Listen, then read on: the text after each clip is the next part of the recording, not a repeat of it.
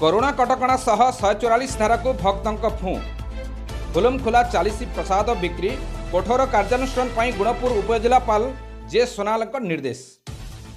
Corona कटकणा को दृष्टि रखी केवल पुरी रथयात्रा एवं अन्य स्थान में जगन्नाथ केवल नीतिकांति हेब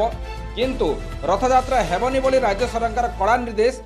जारी करने सह जिलापाल को ए दिगरे कठोर पदक्षेप नेबाई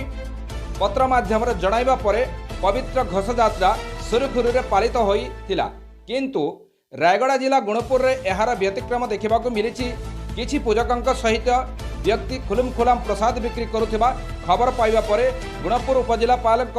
जे सोनाल आज अचानक रथयात्रा पड़िया को चढ़ाऊ करी प्रसाद बिक्री करुथिबार पूजक एवं व्यक्ति कड़ा कार्यानुष्ठान नेबाई गुणपुर एसडीपीओ अजय बारिक एवं गुणपुर आदर्श थानार अधिकारी जसवंत हियाल को निर्देश देइछंती। एही जगह घोषयात्रा को दृष्टि रखी 144 धारा जारी करने सह व्यापक पुलिस मुतयन थिबारु सत्वे केवल खोलारे कोरोना कटकणा को न मानी प्रसाद बिक्री करागला ताकू नहीं साधारण रे प्रश्न उंकी मारिछि।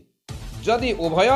प्रिंट एवं विद्युत गणमाध्यम प्रतिनिधि को खबर किंबा चित्र उत्तोलन करने मना करागला सेतिकी बेले किछि व्यक्ति केमिति प्रसाद 144 धारा एवं कोरोना कटकणा को हूँ करी नियम को अवमान कले तार उपरे तुरंत कार्यानुष्ठान नेबाकू गुणपुर वरिष्ठ सांबादिक प्रमोद कुमार साहू जिलापाल सरोज मिश्र एवं गुणपुर उपजिलापाल जे सोनाल